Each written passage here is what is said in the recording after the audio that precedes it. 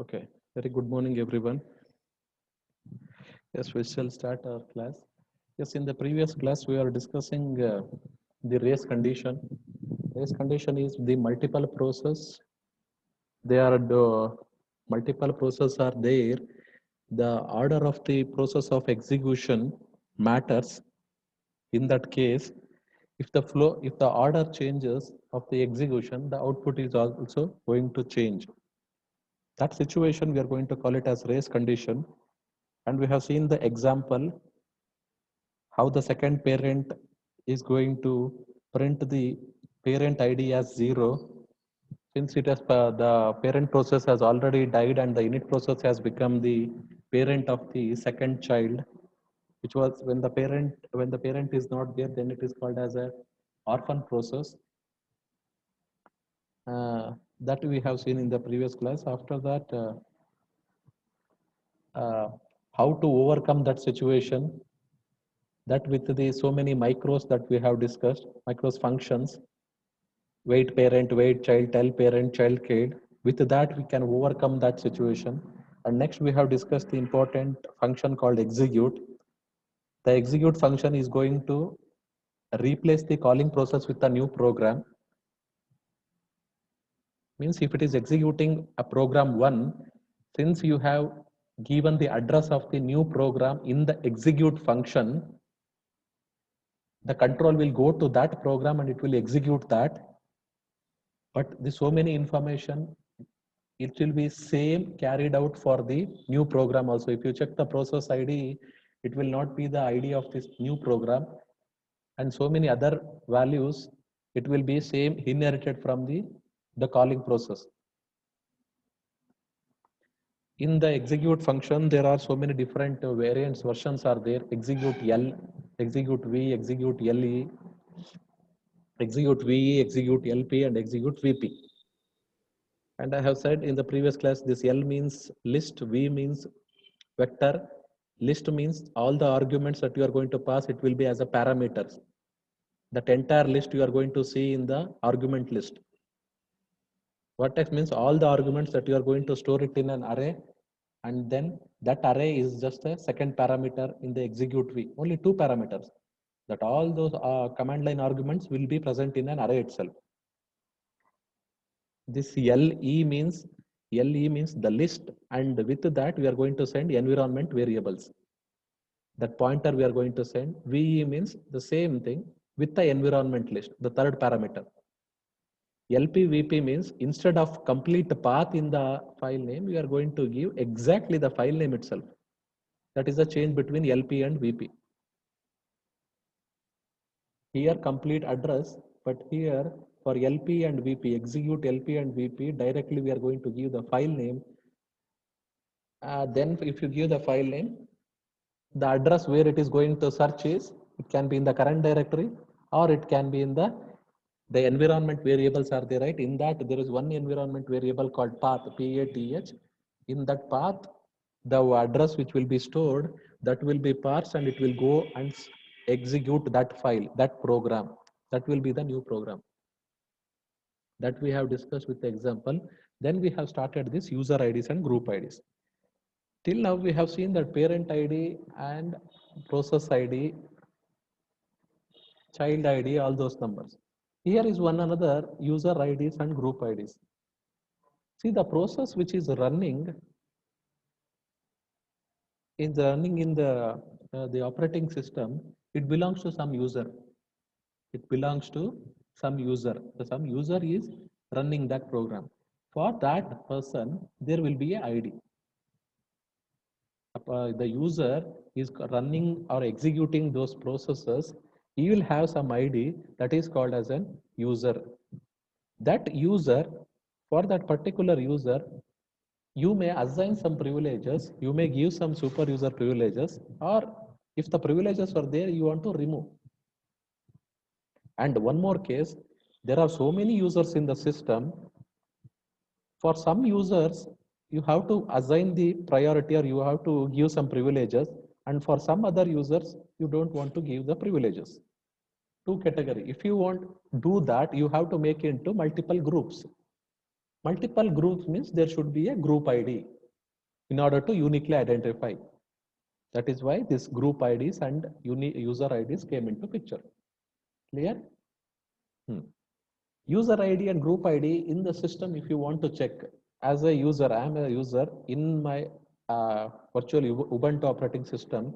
As a user, if I want to check in the terminal, if you go and enter the command called ID, then the output will be user ID and group ID and some other security certificate. That information will be there, that you can check in the terminal just by entering the keyword called ID. With that, so many options are there: ID-G, ID- G, small g, the different version where you will get the other information. You can parse that information. For this reasons, how to change these user IDs and how to change these group IDs, for what purpose we are going to use, everything we are going to discuss in this. So in order to set the user ID, this function is there, int set user ID. In that you have to pass UID, some number, 100, 200, 140, 1400, some number. In the same way, group ID. In order to use this function is there, set GID. In the argument you have to pass. Whenever you do this function, set user ID, whatever I am going to say about this set user ID, it applies same thing for the group. It applies same thing for the group. That is why I'm not going to repeat for group IDs. Just I'm going to say about the user IDs. You can directly match, correlate with the group ID itself. See, this user ID, whenever you use that function set user ID, 3 values is going to be set. There will be at 3 places it will be copied. 3 variables are there: real user ID, effective user ID, and saved set user ID. For those 3 variables, this user ID, what you are going to set, that value will be set. That is based upon the privileges also. If the process has a super user privileges, the set user ID, it is going to set for all the 3 variables. 100 will be set for real user ID, 100 will be set for effective user ID, and 100 will be set for saved set user ID. If the user as doesn't have a super user privilege, how to assign some numbers? It is just with the chmod command. With the chmod command, you can assign the privileges. That's all. Super user, it is not a big thing. Some change mode command you can use, and you can assign u plus yes. Then the file name, if you assign the user ID, then you are going to assign the super user, but with the root login. You have to change the mode. In that case, if you doesn't have a super user privileges, then the UID will be set to 100%. It will be set to effective user ID, but another case for real user ID or saved set user ID, for either one of them will be set. And if both the condition, if neither of the condition is not true, if you are not the super user, or if you don't have super user, then error will be returned. That is a different case. See, why this at 3 places we are going to store? Why? Because for some amount of a time you have to assign the privilege. After some other time, when you are executing some other section of the code, you may want to remove. After some time, once again, you have to assign the privileges. Means you are just swapping the privileges. When you are swapping that, in that case, that numbers that you have to change. At one place, it has to be stored. And once again, from that place, you have to get back that ID. For that reason, this saved set user ID is there. Real user ID, it will always be present. From effective user ID, it will be it will be saved in the saved set user ID. That value we are going to save in the saved set user ID, and a new effective user ID will be set, because that process has to want some privileges. With the new user ID, it will execute some, it will use some resources or any other things. After some section of code, it has to remove the privileges. Then what it is going to do? the new user ID will be removed. The old user ID, since you have kept the backup in the saved set user ID, from there it will be copied. For that reason, to get back and to save at some place, to get backup, this effective user ID and saved set user IDs, other two variables are there, or else only one real user ID was, that variable was enough.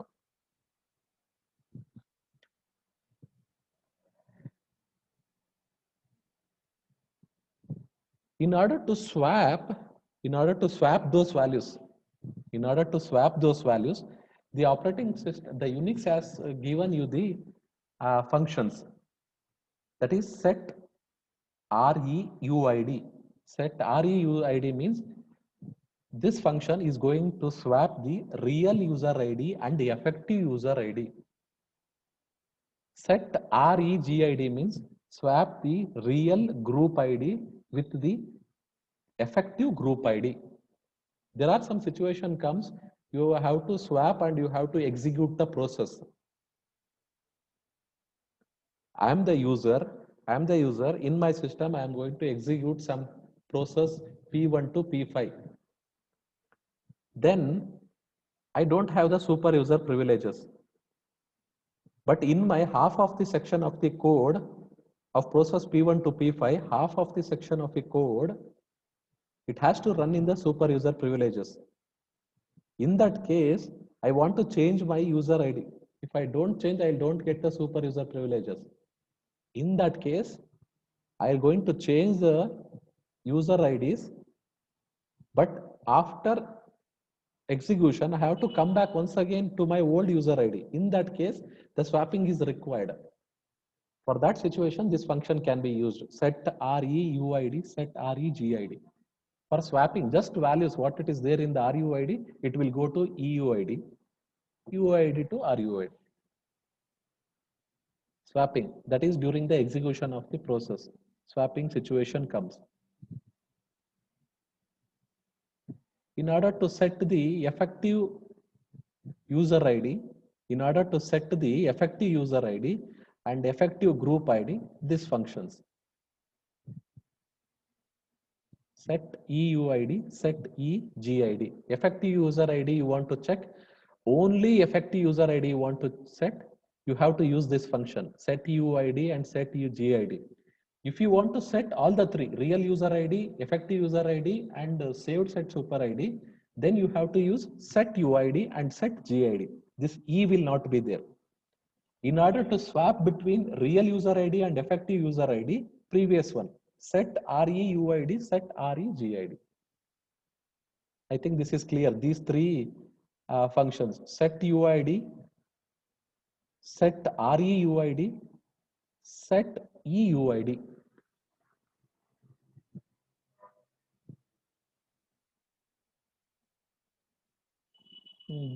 This is a summary of the entire process. In the unprivileged mode, you can exchange the value between real user ID and effective user ID with this function, set REUID. With use this function in unprivileged mode, you can swap. In the same way, unprivileged mode, set UID and set effective user ID. This is the situation. Unprivileged, set REUID if you use, even you can swap here.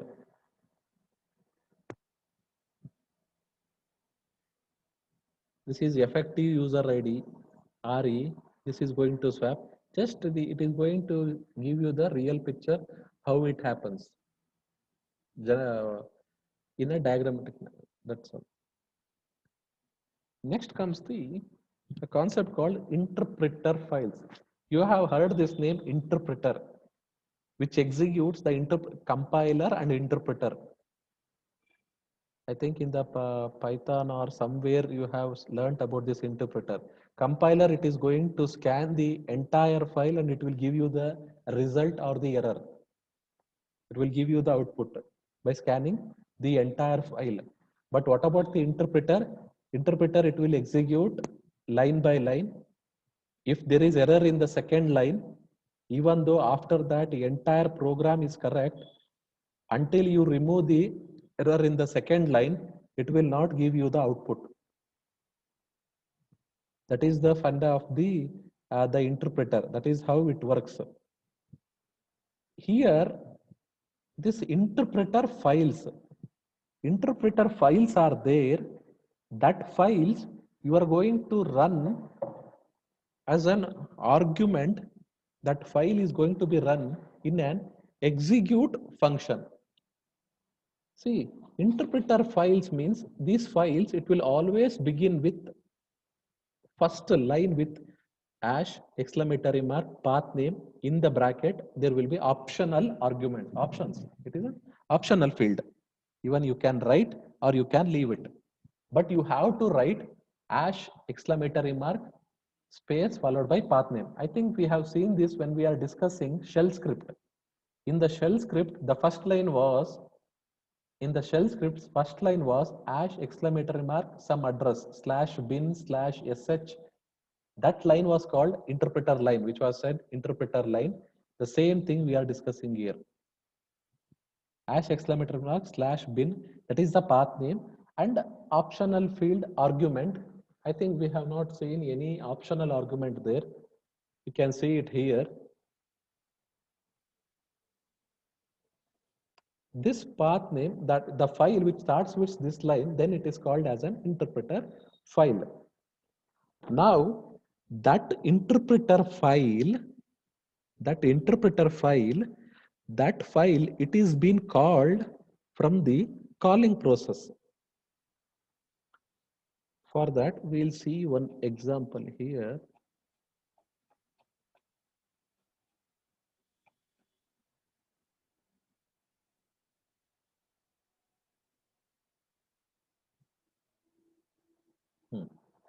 See here, this is the main program.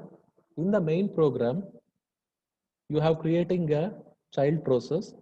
In that, there is an execute function. In that, there is an execute list. Execute list means all the arguments, it will be there in the argument itself, in the as a parameters that you are going to send. See here, you have given the address of the file. The address what you are going to give here, that will be the interpreter file. Means the calling process you are going to replace with the interpreter file. That process you are going to run, that file you are going to run. You are going to run the interpreter file. If you check this file, that file, if you see the content of that, it will starts with the hash exclamatory mark. See here, one example is there. Cat. Cat is nothing but open the content of that file.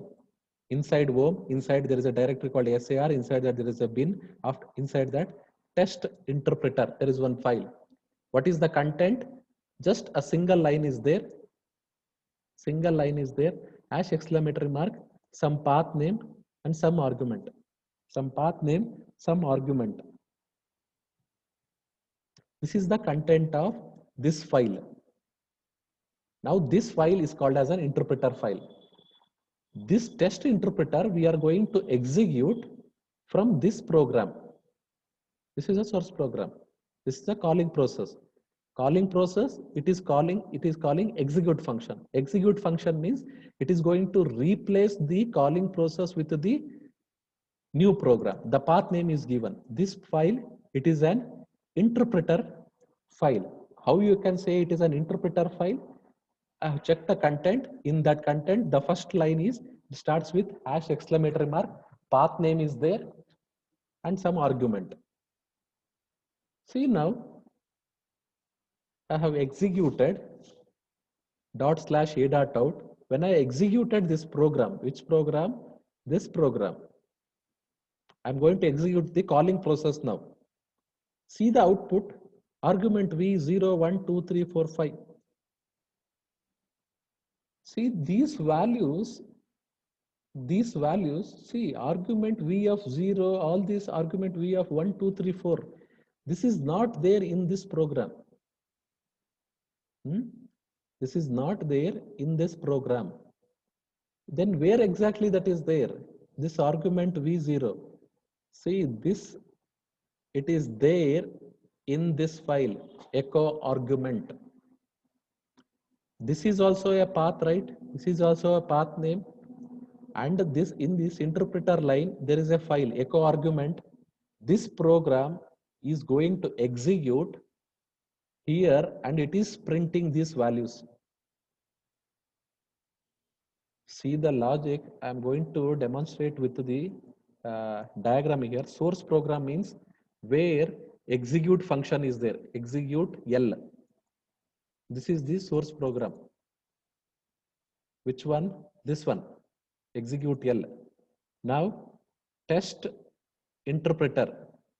This is an interpreter file which has test interpreter. This is a file. In this file, what is the content? The content is this. Which one? This one. In that, there is a file called echo argument. This is another file. This is another file. Clear? Now, the output what you are seeing is the output of this program. Output of the third program. The control from here, it has come to here, interpreter file. From the interpreter file, in the interpreter, there was a path. In the path, there was a file. That file was this echo argument. Whatever the argument was passed here, it is going to print all those. That is why they say that the kernel, whenever it is running the interpreter file, it is going to execute the complete path. It is going to execute the complete program itself. Means it will treat this program as it belongs to this program itself. Everything. See here, the output. When you see the output, you are going to understand. This file, in this file, just only printf statements is there, echo statement. Only echo statements are there. See, 5 arguments it is going to print. First one, /home sar bin echo arguments. Where this address it is going to get? This address it is going to get from this file. See here, this program, it is going to get the information path from this file. Two things. One is this one, and also second one foo. Those two things it is going to print here. 2 arguments. After that, this address, where this address is there, this address it is in the execute help argument. This one, my argument 2. See, from this, if you want to understand, some three values which was there in this program. Some 2 informations are there in this program. But this program, the third program, is printing all those 5 values. That is what we are demonstrating here. When the execute function, when it is running the interpreter file, the kernel, it is going to include that interpreter file as the source program itself, and it is going to run. This program, it doesn't know what the type of the file, what type of the program which is there in this. This program doesn't know, the source program. It is going to hide this source program is going to hide the language, the script of this language. That is the advantage of running the interpreter files in the execute files. ಇದರಲ್ಲಿ run ಮಾಡೋ ಅಡ್ವಾಂಟೇಜೇ ಅದು. ಈ source program ನೀವು run ಮಾಡ್ತಿದ್ದೀರಾ, ಅದ್ರಲ್ಲಿ run ಮಾಡ್ತಿರೋದ್ರಲ್ಲಿ ಇದು ಯಾವ type of the file ಅಂತಾನೆ ಗೊತ್ತಿಲ್ಲ ನಿಮಗೆ. ಅದು ಯಾವ ಲ್ಯಾಂಗ್ವೇಜ್ ಅಲ್ಲಿ ಬರ್ದಿದ್ದಾರೆ ಅನ್ನೋದು ಗೊತ್ತಿಲ್ಲ. ಆದ್ರೂ ರನ್ ಮಾಡಿ ಔಟ್ಪುಟ್ ಕೊಡುತ್ತೆ. ಆ ಕಂಟ್ರೋಲ್ ಹೆಂಗ್ ಬರುತ್ತೆ ಅಂದ್ರೆ, the control will come from this function, main function, to the second one, test internship. From the test internship, the control will go to this here. Values, all these things will be passed to this echo argument, all those 3 values. Here, that too, first right shift will be done. First, it will print the test interpreter file, that content. After that, it is going to print the source program arguments. That is the advantage. That is the advantage with this interpreter file. This interpreter file is the same. One more example is there.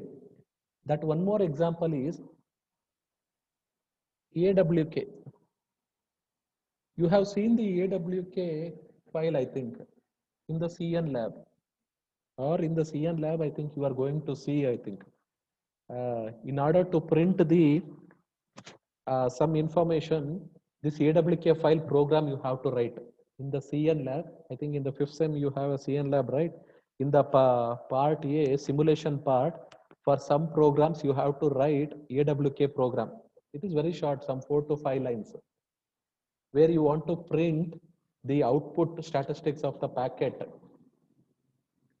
For that AWK file, you are going to write. That AWK file, in order to execute, I have written one program. In order to execute that, the syntax is AWK -f file name. AWK -f space file name. If you execute in that way, it will give you the output. The syntax is almost similar to the C program, but some beginning, end, some extra small syntax it is going to change. In order to execute that, the syntax is AWK -f then file name. Now what we are doing is that interpreter file. Now it will be an AWK file. Now the interpreter file, it is an AWK file. See here, this is an interpreter file which contains AWK program. Interpreter file, how you can identify? The first line which starts with #! some path name. Here the optional argument I have added -f. -f, why I have added, that you are going to understand next. And this is a program. Begin and end will be there, exit. What we are doing, some arguments we are going to print. Arguments which are going to be passed, command line arguments, that we are going to print. It is a simple program. It is an interpreter file. Now, this program is completely, it is not there.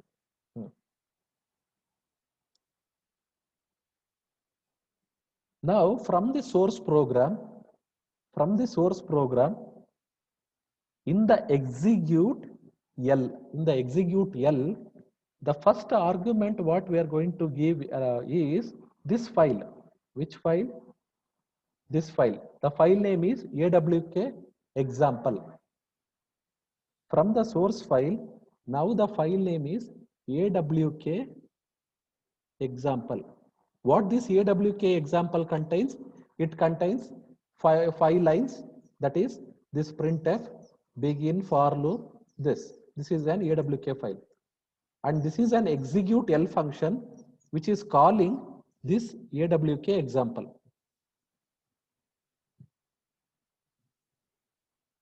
In the address you have given AWK file. In this AWK file, the first line it is user bin AWK. Now you have to give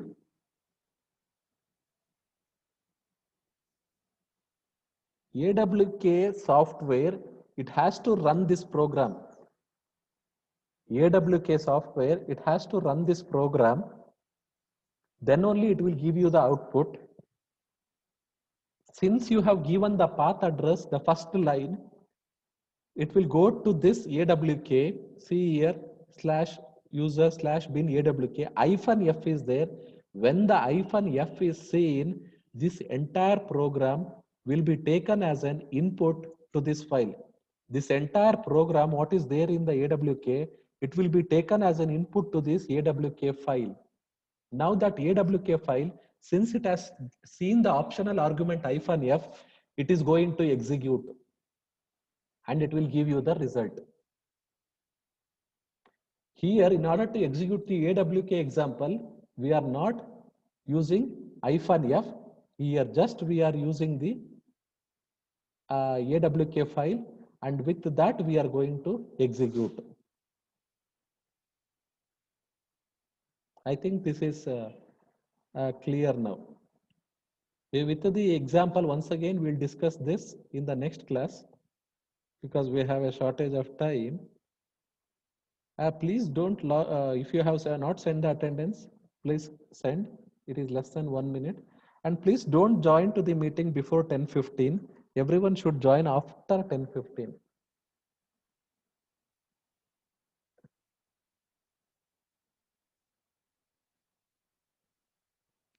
Thank you. We'll meet in the tomorrow's class.